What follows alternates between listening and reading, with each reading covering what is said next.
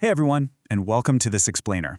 I am so thrilled you're here, because today we are unpacking what is honestly a massive, fundamental shift in how Americans save for the future. A recent executive order is literally rewriting the rules of retirement investing for millions of people. And look, depending on who you ask, it's either the greatest wealth-building opportunity we've seen in decades, or it's a wildly risky financial experiment. So we're going to look at the facts, cut through the noise, and decode exactly what these new policies mean for your money.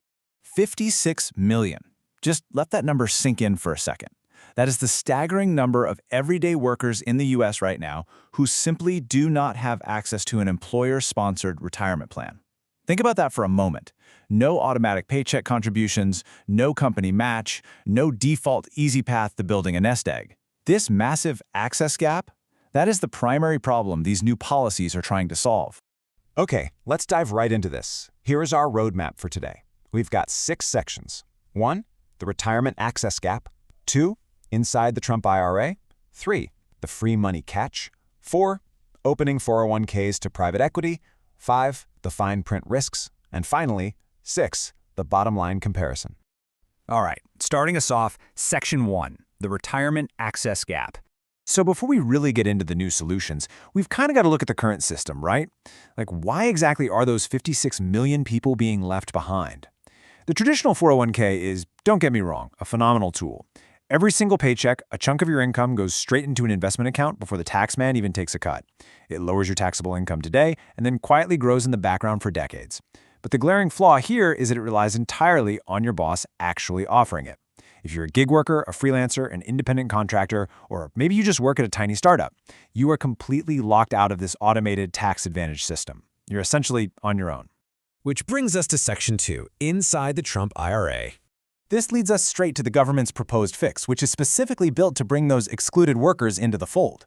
The executive order basically mandates the creation of a whole new standardized ecosystem called the Trump IRA. And the beating heart of this is a brand new government-backed website, TrumpIRA.gov. The big idea here is total simplicity. Instead of making beginners paddle through a confusing ocean of brokers, this site is going to offer pre-screened, high-quality, low-cost private sector IRAs. And honestly, the biggest win for everyday workers here is that strict fee cap at the bottom. Financial institutions in this program absolutely cannot charge total fees higher than 0.15% per year. When you consider that some standard employer plans out there charge anywhere from 0.2% up to an eye-watering 5% a year in hidden fees, a 0.15% cap is incredibly competitive and means way more of your money actually stays invested. Now you're probably wondering, when does this actually go live?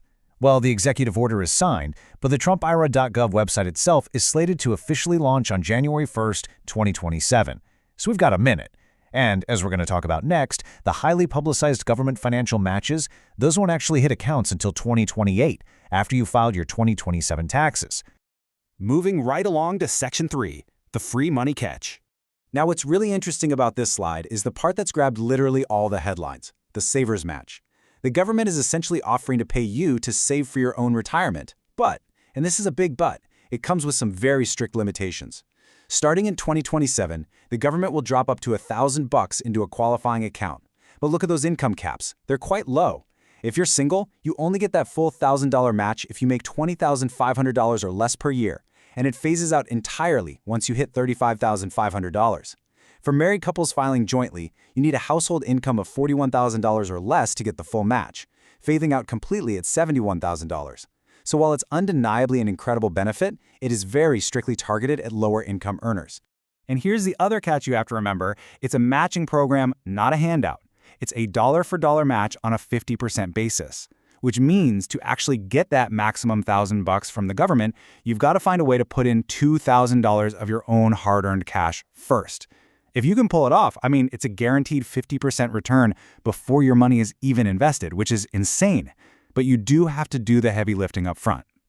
Okay, so that handles the 56 million people who don't have workplace plans. But what about the rest of us? What about the millions of Americans who already have an existing 401k through work?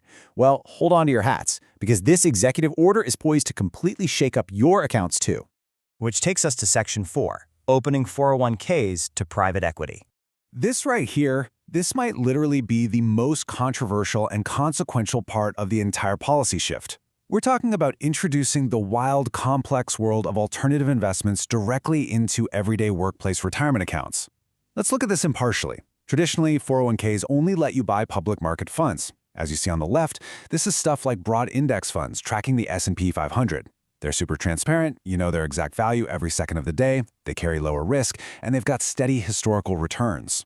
But these new rules, they open the door to private investments, shown over on the right. We're talking private equity, private credit, real estate, maybe even crypto. And these assets are a whole different beast. They're way harder to value, they usually charge much higher fees, and they carry a profoundly higher risk of total loss. But on the flip side, they also offer the potential for those massive life-changing returns that standard public indexes just rarely ever hit. The folks pushing for this policy, they argue that for decades, wealthy institutional investors, billionaires, university endowments, they've had exclusive VIP access to these lucrative private deals, while everyday workers get stuck with lower-yielding public funds.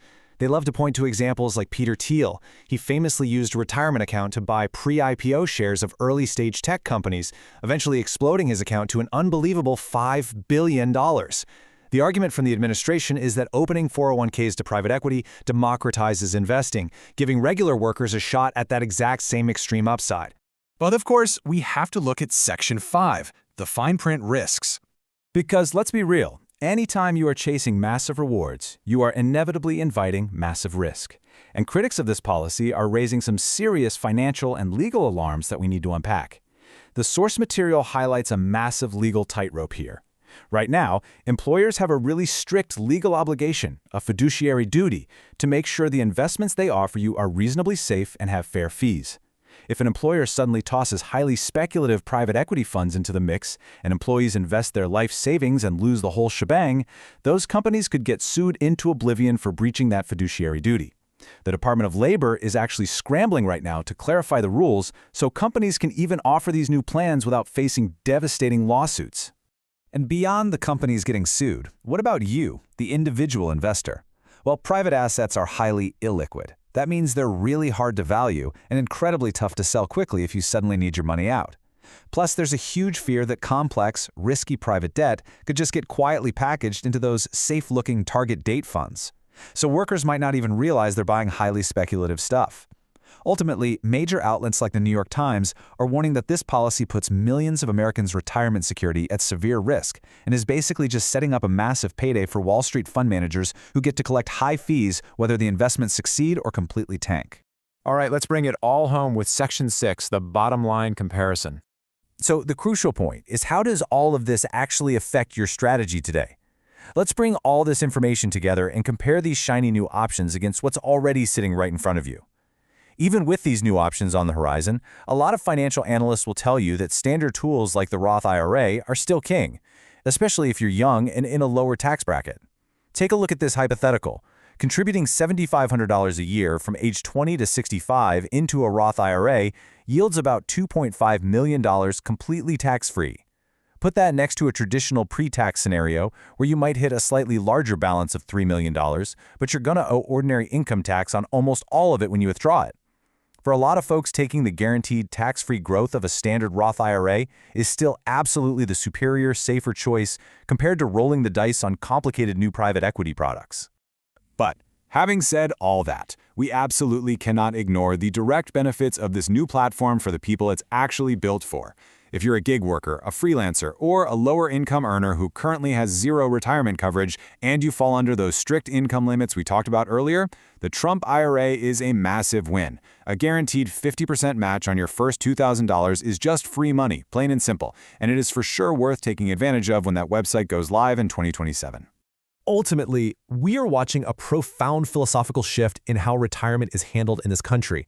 As retirement savings start shifting away from predictable, heavily regulated public indexes and the floodgates open to high-risk, high-reward private equity, it really begs the question, are we truly democratizing wealth for the everyday worker, or are we simply democratizing risk? It's a fascinating question, and it's one that's going to shape the financial futures of millions of Americans in the years to come. Thank you so much for joining me for this explainer. Keep asking questions and keep learning.